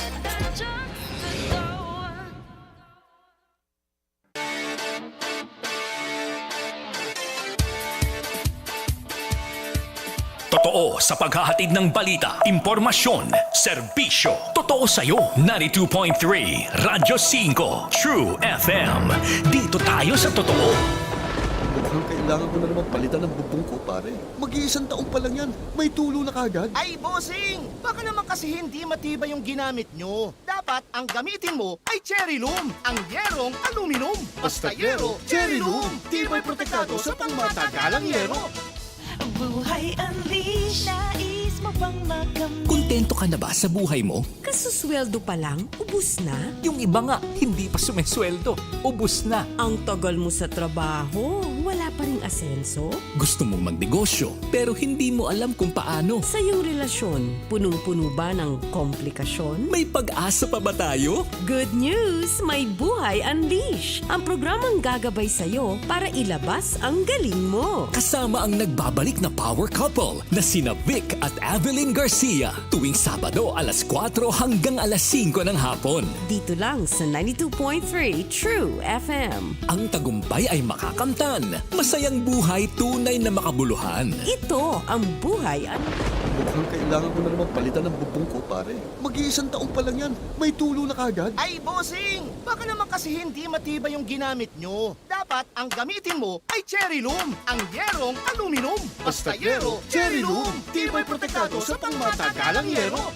Power and Play with Noli Iyala.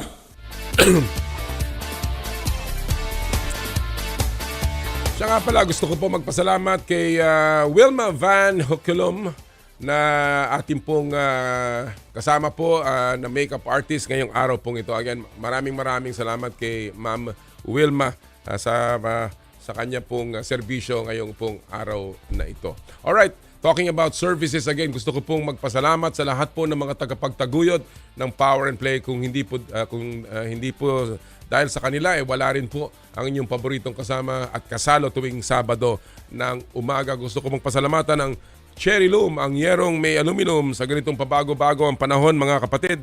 Sobrang init, uulan, lalamig. Kailangan natin ng matibay at protektadong bubong. Dapat ang bubong ay yerong may aluminum. Kapag may aluminum, tsak na pang matagalan. At isa lang ang alam kong dekalidad na yerong may aluminum, yan ang Cherry Loom. Tibay protektado sa pang matagalang yero. Cherry Loom, ang yerong may aluminum. Cherry Tigo 5X Pro. This is your chance to win an electric vehicle with Cherry Auto Philippines. For a limited time only, every purchase of a Cherry vehicle gets you closer to winning their newest Cherry EQ1 model. This EQ1 electric vehicle is equipped with a 4-wheel disc brakes, wireless mobile phone charging, power front seats, and a stylish interior that integrates a user-friendly 10-inch infotainment system. Choose from the sleek and sporty subcompact Tigo 2 Pro, fuel-efficient Tigo 5X Pro Hybrid, Tigo 7 Pro Hybrid, the elegant Tigo 8 Pro, and the fully loaded Tigo 8 Pro plug-in hybrid electric vehicle. Hurry and visit any Cherry dealership near you or check out their website at www.cherryauto.ph for more details. You can also visit them on Facebook and Instagram at Cherry Auto Philippines.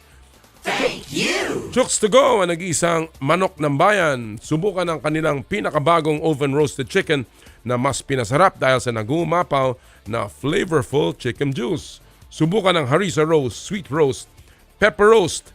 Try also Chooks, the first dine-in restaurant ng Chooks to go. Chooks to stay with Chooks to go. Chooks to go ang nag-iisang manok ng bayan. Thank you! Joyride. Super excited na kami sa pinakabagong super serbisyo ng Joyride Super App. Ito ang aming Joyride Super Taxi. Maganda at bagong sasakyan, super luwag pa ng trunk space para sa inyong kagamitan. Full-time at professional na mga drivers, pwede parahin at pwede rin i-book sa app. At higit sa lahat, walang dagdag presyo at dimetrong pamasahe. Isa na namang handog ng Joyride Super App para sa mga super sipag na mananakay na Pilipino. Super serbisyo ng Dimetrong kasundo. Yan ang taxi, yan ang Joyride Super Taxi. Available sa Metro Manila. Thank you! 717 Delis, serving quality classic premium sandwiches. Treat yourself to a feel-good meal today. Located at 3rd floor, 53 Connecticut Street, Green Hills, San Juan. 717 Deli. Keep you smiling with every bite. Thank you! Arena Plus. Mahilig ka ba sa sports betting? Habang nanonood ng laro, narito ang Arena Plus. Manalo at manood ng live sport kahit saan. Arena Plus, ang official sportsbook partner ng PBA, MPBL at EASL. Kasama pa ang mga astig sa court na sina Jordan Clarkson at Scotty Thompson as official endorsers ng Arena Plus. Keep it fun, game responsibly. Download Arena Plus app now in App Store or Google Play. You can watch it also on arenaplus.ph. Sa Arena Plus, astig sa sports. Thank you! Skin, your face and body anti-aging center with branches at Alabang Town Center and Green Hills, San Juan. For your skin assessment and treatment schedule, please call 0917-890-1640 or 0977-809-8886. Thank you! M2 Tea Drink with malunggay, okra, and luya. Drink your gulay and fuel up on energy with M2 Tea Drink with malunggay, okra, and luya. Your natural source of electrolytes. Thank you! And of course, Power and Play is powered by Smart. Live more today. Thank you! Maraming salamat po sa lahat ng ating mga sponsors. And of course, in February, abangan nyo po ang ating pong mas marami pang pagbabago sa ating pong Power and Play. Alright, at this point, it's time to put the spotlights on another sports celebrity and another very important person in sports sa ating pong in the spotlight.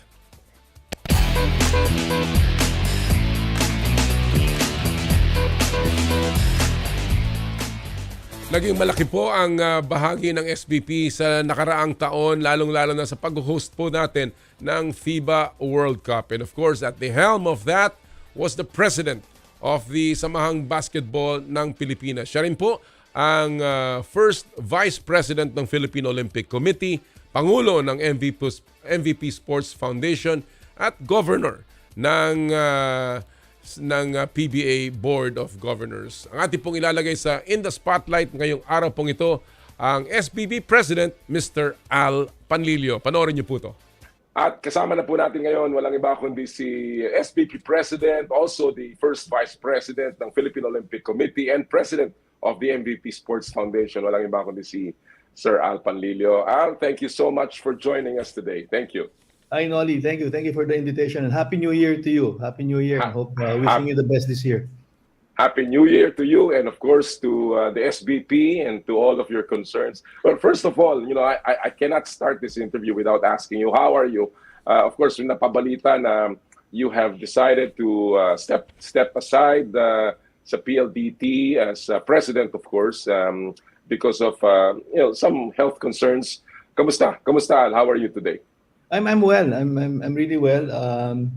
Just really wanted to focus on my wellness, but I'm good. And really decided to have a change of pace. But I couldn't. Hindi ko maiiwan ng sports. Mahal na mahal po ang sports, as you know, Nolly, basketball and Philippine Olympic Committee, but also MBPSF. So I always believe sports is really a good.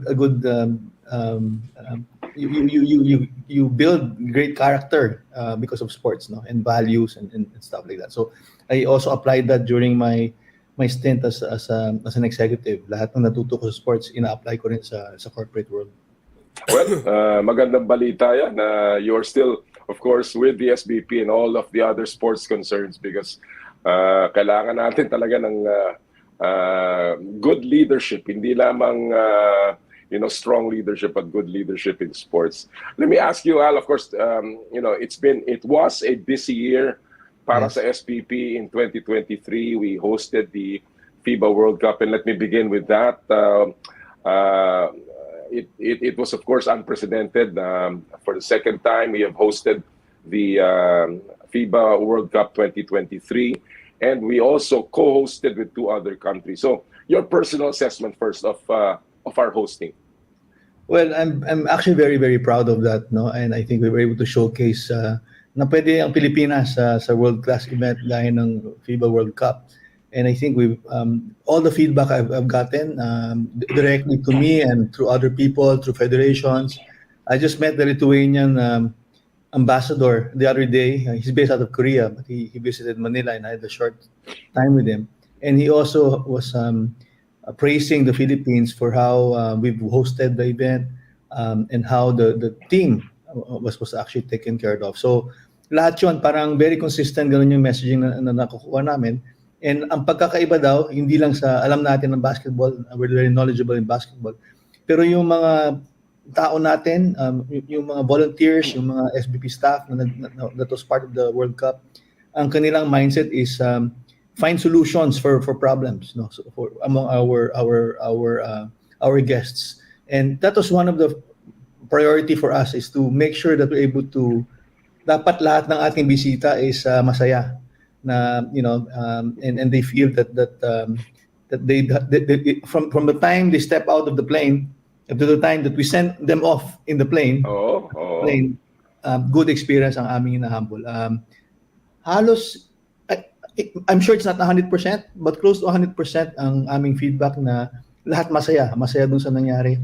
And I hope we able to bring, alam naman to, Nolly, the level of basketball international is very different. And I think the Filipinos saw that kind of basketball. So ibang-iba talagang experience. One of the things that was considered, of course, when we hosted the World Cup is yung tinatawag na economic impact that you had presented not only to the PBA, not only to FIBA, but also to the Philippine government. No? And of course, the example also, of course, when China hosted the World Cup back in 2019. It was the same template ni Kanga na ipinakita nyo rin sa ating pamahalaan. Can you give us a little bit of some numbers or how impactful the hosting was for the country, Al, kahit paano? Unfortunately, Nolly, hindi pa tapos yung report ng FIBA. And I think the last time we had I had some call with Andreas. Sabi niya within the month of January, if not early February, they will be completing the study. They, as you know, they did that for Seville, they did it for Beijing. So it takes some time for, I guess, for them. They actually commission a third party. At one point, I think it was Deloitte that did the study. Hindi pa lang tapos, no? So I have no numbers to still share, but I'll be very happy to share with you as soon as we have that. But for sure, I think I don't have the numbers on top of my head, but I think in terms of social media numbers, in terms of impressions, likes, and really, I think we had close to 700 or over 700,000 attendance total, no? That we had during the World Cup, and I think that's the biggest that the FIBA has ever had, no? So, but we've really surpassed all the social media numbers for sure. Whether it's Instagram, it's Facebook, even TikTok. I think we have those numbers. As I mentioned, this was the first time na tatlong bansa ang nagsama-sama para i-host ang World Cup. There was Japan and there was Indonesia. From the perspective of FIBA, in your discussions with the FIBA leadership and of course the executive committee that was handling the day-to-day, what was the learnings from this experience na first time natin ginawa na multi-country hosting para sa isang napakalaking event katulad ng FIBA World Cup? Alam mo, I guess hindi siya madali, no? But I guess everybody had the mindset of collaborating for sure across three countries, and FIBA was in the middle of everything, making sure that we're able to align ticket prices, make sure that the venues are ready for the actual games, the branding, the marketing side of it, the awareness campaigns. Lahat yan pare-pareho. Even the decision on the theme, on the mascot, lahat yan. It was a collective effort across the three countries with FIBA in making it happen. So really, if I guess ang aming team, the win for all, no? So I guess we really collaborated together for sure, and the teams that were involved from Japan and Indonesia and the Philippines, talagang naman kami. We were all walang away, wala akong nakitang away, no? Na in fact nagko-compare kami, paano kayo nahirapan, ano yung challenges ninyo, anong ginawa ninyo, and we were sharing our experiences on how we can really host the best World Cup. Up to, wala. I think there was no real issue. Right. For us, we had the issue with a Serbian player that got injured, and he was Makati Med, and unfortunately his kidney was taken out after a couple of days and hindi nagre-recover. But even Serbia was quite happy with how he was treated, and gustong bumalik lahat. And I think we really showed the Filipino hospitality for sure. In terms of not only in venue but outside of the venues that they were going around and seeing the MOA area, the Araneta, even because I think the Philippine Arena was a very once in a lifetime experience. And sabi ko nga kay Andreas, hindi lang 38,000 yan eh. Palagi ko 40,000 plus yun eh. Nabilang ata lahat eh kasi nung medyo mahaba na, pinapasok na lang ibang tao na hindi naman nabilang. It's okay. It's still the world record in terms of attendance, and hopefully it will last for a long time. Well, obviously the way it was handled, one look ng courts, all the activities were coordinated. You see the viewership from people from the Philippines watching the games in Japan, and the people in Indonesia watching the games in the Philippines. Obviously there was a lot of cooperation, as you had mentioned. But if there was one thing, for instance, na where could we have done better? Traffic handling, is it fan engagement? Ano kaya yung pwede pa nating ma-improve? Particularly since maybe there will be other sports that may want to host a huge event in the magnitude of the World Cup. I guess if there's one issue that really faced us, it was really the ticketing. We had an issue with the vendor of the ticketing. It was outsourced by FIBA, and then we had an issue early on, and we couldn't. I had to make a call and to Andres and say, we have to make a call at some point to release tickets on our own, and we had TicketNet and SM tickets also that we're used to this anyway, diba? And ano naman tayo, per venue naman tayo eh. So there was a decision point to really take that over, and naghahabol kami. There were certain days, in fact, after the games in MOA, hanggang mga midnight, doon kami sa MOA, inaano namin, ano yung magiging laman ng game sa bukas. So how do we start releasing tickets even more to the crowd? Sabi ko, kalimutan na natin yung revenue. I just want the venues to be filled up, no? So we were finding ways to distribute the tickets also at the same time. The other learning maybe is the level of pricing. I think if you look at it, yung sa taas punong-puno, and then yung sa baba punong-puno, pero yung sa gitna medyo there's a big gap between the cheapest tickets and the next level. I think that was something that even I and Andres were talking about, and that's a learning also from us, because these are different markets, no? The affordability issues and all of that. But basically, I think, no? Especially for FIBA, that's a huge learning for them, I'm sure. And lalo na pagka nagkaroon ng ganyang multi-country hosting. Now that it's over, what was the most satisfying part of the hosting for you? Sa akin, really for me, it's making sure that everybody that participated in the World Cup, starting from the Congress, all the federations were here a few days before the actual games, and the players and the teams that really went to Manila, and really just positive experiences. I think yun ang very fulfilling for us, kasi maraming tao nagtrabaho ng sobra-sobra dito, yung SBP staff, and we had almost 700 volunteers that just dedicated themselves from August 25, or actually even before that, August 22 to September 10, no? Ensuring that even yung pagsalubong sa airport, alam mo, hindi ka kampante hanggang nasa aeroplano na paalis na. Na safe lahat, no? Walang nangyaring masama, and everything is okay. So, but it was bittersweet at the end, na parang nung September 10 nga, sabi ko, wow, bukas tapos na. Wala na, tapos na. Pinagtrabaho natin ito for 5 years, especially the last 2 years. During the pandemic, we were on Zoom meetings, and really a lot of people, I cannot name all of them, but a lot of people worked hard for this. And with the support of government, obviously, and of course the private sector, no. We had a interagency committee headed by Dickie Bachmann that was really very, very helpful. Of course, the president was, he had an executive order to make sure that all agencies supported the World Cup. So malaking tulong yun. And again, just happy that we're able to showcase the Philippines na kaya natin, Filipino, we can do a World Cup, a world-class event like the World Cup. Absolutely, and talagang very memorable for many people, not only for the organizers and the volunteers, but also most of all to the athletes and the players that came over. And talking about the players, Al, of course, the centerpiece ng hosting natin were the games, and of course our Gilas Pilipinas squad that participated there. It was not everything that we hoped could have happened. Medyo, I'm sure you wanted something more, and Chot wanted something more, and everyone else. But I think fate had it. Ganun ang tumakbo ng ating national team.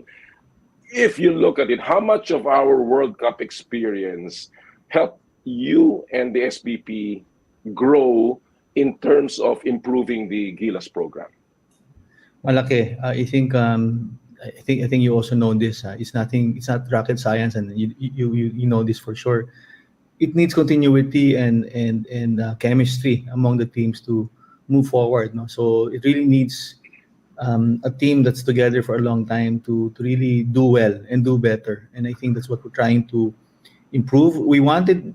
That was the intention during the World Cup. That's why even the PBA gave way to the training of Gilas for 3 months. But the rest is history. There were issues that came about, and we just wanted to try our very best at the end of the day.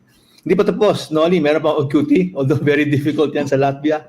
But I think moving forward, it's very clear that we have to take a look at it long term. Again, it's nothing new. I mean, we've had many models where alam mo lahat yan, yung Raiko years na everybody was yung mga bata na hindi pa pumapasok ng PBA, and then you had a mix of PBA, then you had the special drafting for the PBA players that were coming in under Tab and under Chot. So marami tayong versions na ginawa na and I think that's always been the challenge. And it's not only a challenge, it's also a challenge because of the format that has changed, for the World Cup. Qualifying. Dati, it's a 10-day or 2-week tournament. You prepare for it maybe for 3 months. Kaya yon. Ngayon, you have 2 windows this year for the FIBA Asia Cup. And then, but in 2025, in November, you'll have the start of the first window of the World Cup. And then in 26, you have 3 windows in 26. So those are the challenges that in terms of scheduling, in terms of commitment to players, that we really need to take a look at. Well, alam natin naging very big ang hamon during that time, during the World Cup. But of course, may nangyari maganda when the Asian Games came around. A team that was not expected due to the challenges that it faced just before going to Hangzhou. Wins a gold medal in a record fashion, breaking our drought for so many decades. 21 years. What did that victory tell you about Gilas, Al, and where we stand as far as international basketball is concerned? Alam mo, that was a special team that went to China. I think it's not your best team, di ba? I mean, we were lacking players that we wanted, but it was a miracle team to me, actually. And because first, I think everybody wanted to be there. Everybody wanted to play. And I think it wasn't really much of the X and O's anymore, but it was the chemistry that they were able to build among themselves that sort of gave that pride and magsama-sama sila, laban lang sila. No? In fact, I was asked many times whether with all the problems, should we just back out of the Asian Games. I said, as a federation, I think we should still send a team. Diba? We should not send a team. Ngayon, as long as we can try our very best, no, and we might fail, but I think it's even worse that we don't even show up. Diba? So we tried our very best to form a team, and again I said miracle team, nag-champion, nag-gold. yung laro against China with Brownlee the last minute, that was incredible. That was unbelievable. Yes. Unbelievable. That was a lost game. Sorry, he's my friend, but I'm just happy to see the frown in the face of Yao Ming when the buzzer finally sounded, di ba? Right. What happened? Di ba? And of course, yung team na yon came about after many minds came together, and of course bringing in Tim Cohn from the SMC group, which MVP, Chairman MVP, and of course President RSA of San Miguel also came together in what was a partnership that was really for the country. So I guess the question is, where does that stand currently? That particular agreement at that time for San Miguel to be part of it, and moving forward, where will that partnership look? I'd like to really say thank you to RSA and of course MVP for really being they started it. That the partnership started from them, and Alfrancis Shua from the San Miguel side, and also Ricky Vargas from the MVP group side. They were very instrumental in that process. It didn't start in Asian Games. It was also in the World Cup, as you know. I mean, as I said earlier, PBA sacrificed a conference, and that's huge from a PBA standpoint in terms of losing revenues for a conference, no? And all the team owners of the PBA, I'd like also to give my gratitude to all of them, the team owners, for allowing that to happen, because I know although gumawa ng PBA tour, iba yung conference na iba yun. So iba yun. So that again is really thank you very much from the bottom of my heart in terms of I guess everybody coming together saying let's all support the national team. I remember August 2022, we called the summit to say na kailangan namin ng tulong ng lahat ng stakeholders sa basketball. And I think we were able to come together. And I think that will continue. In fact, we had a meeting kailan ba yun? January, what was the first Friday? January 5, was it? Something like that, yeah. So coming together among the key stakeholders on showing the schedule, not only 2024, but all the way up to 2027. And our request that what if we can support completely the calendar. And I think we're working on that. I know you asked me the next question, which I might not be able to answer, Nolly, because we're still working on some details. But you will be one of the first people to know when officially we can announce something. But there are learnings, in fact, from to your point on the World Cup and the Asian Games, and we're trying to push that even more and make it a better program moving forward. Well, all right. Well, the only question I want to ask about the Asian Games is, of course, about Justin Brownlee. Dahil alam naman natin, nabanggit mo nga kanina, it was in that China game was all Justin Brownlee, and of course, he was a key player in bringing the championship to us. And we know what happened after that. Medyo minalas at siya pa ang nadamay, and he has been suspended. Anong latest, President Al, kay Justin Brownlee? We're still working on it. It's finally reached FIBA kasi WADA had a report.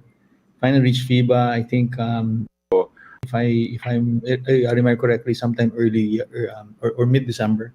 So there are some documentation and some replies that Justin had to do, and he submitted all of that.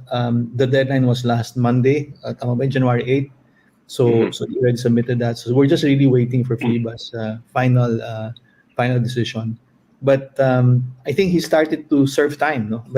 From the time that the testing was done, sometime October 7, October 8. That's right. So I think that's being counted already as time served, no? So we did what do you call this? Guide Justin that don't play, stop playing for now, because whatever decision that comes out, it started. Your time served started October 7. If you play now, time served will start when the last time you played. So right.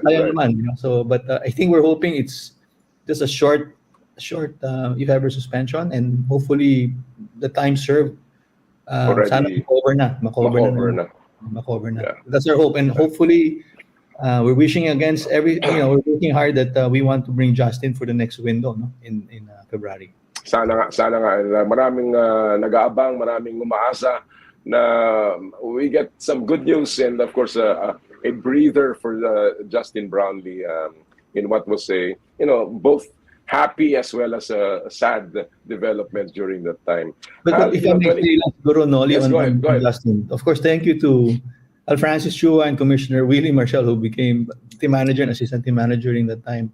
But Justin showed na parang Pinoy talaga siya, di ba? He really played his heart out and showed he really wanted to win for the Philippines. He really wanted to win for the country. So he was very proud. In fact, when he was being naturalized, he was excited to be naturalized. And I think equally the congressmen and the senators who met him were very, sabi nga sa akin ni Robbie Puno, Congressman Robbie Puno. It's a very short process, in fact, na everybody saw him, likes his character, his teammates love and like him. They're just one of them. It's just one of the guys. No? So importante yon in a person like naturalized players like Justin Brownlee. So really hats off to him. He really played hard. He wanted to win for the Philippines. Absolutely. Talagang pusong Pilipino. Pusong Pilipino. Talagang trooper.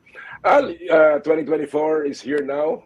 Ano ba ang priorities ng SBP for 2024? Of course, outside of the qualifiers, ano mga plano ninyo? Well, right now, just the main tournaments this year. FIBA Asia Cup qualifying in February is the first window, and then in November, next window. And another window in February next year, and then the actual FIBA Asia Cup sometime July, I think, is the schedule for that. And of course, the OQT in July in Latvia. And I think we'll see. I don't want to say anything first, but I think we're also planning for that. But aside from that, we've done a refresh of SBP. You were there on day one, Nolly, in 2006, right? So it's been what 18 years, no? And we were doing a refresh. Of course, Edie Sani has retired. Right. Right after the World Cup. In fact, he wanted to retire early on. I mean, early last year, latter part of 2022, because family also said, it's time for you to rest. But we spoke, and I said to Sani, sayang naman, nandiyan na yung World Cup, di ba? Tapusin mo na. Yeah. And then he agreed, and I'm glad he did. Then of course we have Erica D as the new PD. She's done very well in the World Cup, very instrumental in the World Cup, and I know she's also known in the basketball arena. No, I mean, coach there, everything. No, Ateneo, assistant deputy. And a very personable, person. Talagang napakabait. During the World Cup, masikaso. Maging VIP, non-VIP, she was really just very helpful, and of course very informative also to the media. So I guess Erica has her hands full now, including the grassroots. Al, I'm sure you have a lot of grassroots programs as well as for the coaches and also all of the technical officials. Three main pillars really. It's of course national team is one. But the other one is grassroots, and it covers all 5-on-5, 3x3, women's, youth. In fact, Norman Black is helping out in that program. He has many hats he's wearing. He's a consultant to Meralco, consultant to San Beda, but he's also part of SBP. Nice. So he's helping out. I'm bringing in Eric Altamirano for 3x3 because he has a lot of experience in that. Kasi ang PBA has done a good job in 3x3, but the points that we're earning there is not as much as one team that goes out and competes internationally. So we're trying to see how these games can earn more points, despite maybe we have to invite foreign teams to be part of that. So we'll also work with the PBA on that one so that we can increase our rankings in 3. Iba kasing sistema sa 3x3, as you know, kesa sa 5-on-5. Women's, we're also trying to strengthen that for sure, through Patrick Aquino, but we're also making sure that the youth 3x3 also comes into play. Our youth men's is in the World Cup this year, no? The competition is it June in Turkey? So in Turkey, So medyo, I think marami nangyayari sa mga programa, and we want to make sure that we continue that. And of course, the coaching and also referees is another area. Jong Yuchiko is helping us out on coaching. Referees, during the World Cup, there was an event in what's this place in Trinoma, Seda Hotel. All the referees were there. We had a session, and I got invited. About 44 referees, foreign FIBA referees participated in the World Cup across the 3 countries. Walang Pilipino. Kasi si Bong Pascual is already retired na, no? But there was a Filipino in that set of 44 referees. Sabi ko, Erica, we need to have at least 3 or 4 Filipinos by the next World Cup. International referees, that's right. Tama yan. So that's another thing that we're pushing for. Well, a lot of work coming up, and of course, a lot of big tournaments as well. But before I leave, before I let you go, syempre yung a big part, of course, of the programs of sports is coming from the MVP Sports Foundation that has supported a lot of the athletes, Gilas, and all of the other sports. And this year is an Olympic year. Meron na tayong 4 na atleta sa Paris. Ano bang hinahanda ng MVP Sports Foundation to make sure that our athletes are supported, especially for the Paris Olympics? Yeah, I mean, obviously we're not PSC, and PSC should cover for all the sports. And we're talking to Dickie, of course. I mean, he was part of the hosting initially before he was appointed chairman of PSC. So he's very aware of the World Cup and all the requirements. But He's been very, very helpful, and we have been talking to him. MBPSF is focused on certain sports, not not all the sports in the Olympics, but we've been continuing the programs of support that we've given to, for example, to EJ, to Hidlin, to the boxers. So we're identifying these key NSAs that need help, and that we have helped in the past, but we will continue to help to ensure that they're able to get to the Paris Olympics. We want to see some gold medals aside from Hidlin in sa Tokyo. No, sana mas marami in this coming Paris Olympics. So Kaloy sana can also step up and win a gold in Paris. So tuloy-tuloy lang. It takes a long time sometimes, but we just have to continue to support, and para sa atleta talaga ang aming intensyon. Not for the delegates, it's for the athletes dapat. Sana nga dumami pa ang atleta at delegasyon ng Pilipinas sa Paris Olympics. I will not ask you about who's going to be the next head coach of Gilas. You promised it's going to happen some other time, but we certainly will be waiting for that, and of course all of the other developments for Gilas Pilipinas. So maraming salamat for your time. I guess now that you are not as bogged down by PLDT, more golf for you and in the new year. Yeah. That's why I had to ask you to do this tonight rather than tomorrow morning. I have something tomorrow, but thank you, Nolly. Thank you for having me, and yes, we will keep in touch. As maraming salamat. Some news to share, I will let you know. Thank you so much, and good luck to Gilas Pilipinas and the SBP. Maraming salamat. Salamat, Nolly. Thank you. Si Al Panlilio, ang presidente ng Samahang Basketbol ng Pilipinas. Ang dami natin na pag-usapan doon. And of course, hopefully, si Justin Brownlee kahit papano ay makabalik agad sa Gilas, Pilipinas. So, alright, well, alam niyo po, ang bilis ng araw, mga kapatid. Akalain nyo, naka2 linggo na tayo sa Enero ng 2024. At ready na ba, mga astig, for a new year of thrilling events? Well, from the Olympics to AFC Asian Cup to Wimbledon to Formula 1, alin ang inyong inaabangan? Answer our Enero energy question and win 100 Gcash. 100 winners will be chosen, kaya let's go astig. Give off that Enero energy. Ito po ay mula sa Arena Plus, of course. At ito ang ating mga mechanics. Una-una po, follow all Arena Plus social media accounts from Facebook, X or formerly Twitter, Instagram, YouTube at TikTok. Magsumagot po o magbigay ng inyong komentaryo sa mga katanungan. I-share ang post sa inyong timeline with hashtag Arena Plus Energy, Enero Energy. Ulitin ko po yan, hashtag Arena Plus Enero Energy. Until January 22 or 22nd, only see less sa Arena Plus. Siyempre, Arena Plus astig sa sports. At gusto ko rin pong, of course, i-anunsyo lahat ng mga nanalo sa ating Joyride Top-Up promo ngayon pong araw na ito. Ang mga nanalo ng 1,000 pesos e-wallet credits: Jen Barona, Primo Delfin, Aaron Jacob de la Cruz, Carmela Cordero at si Justin Maestre. At ang nanalo naman ng ating yung Aqua Flask o limited edition Top-Up or Joyride Aqua Flask.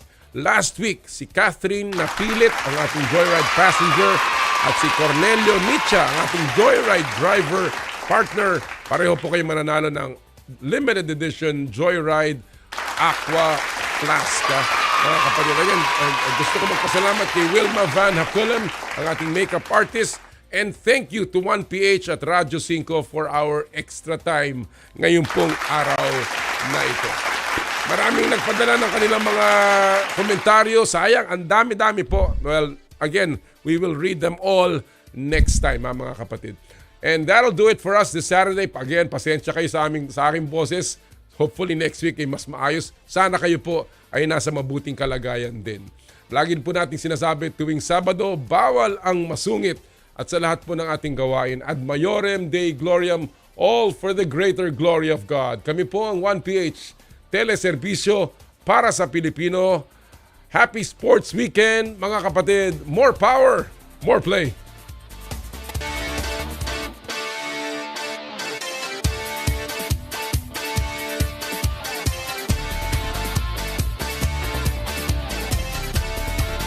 kapwa ko Pilipino. Ipagmalaki ang galing na meron tayo. Ilantad ang likas nating talento at magdala ng saya sa mundo.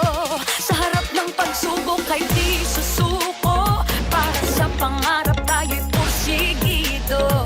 Magpakitang gilas na at magpapatalo. Ipagdiwang natin ang Pilipino. Yan ang Pinoy.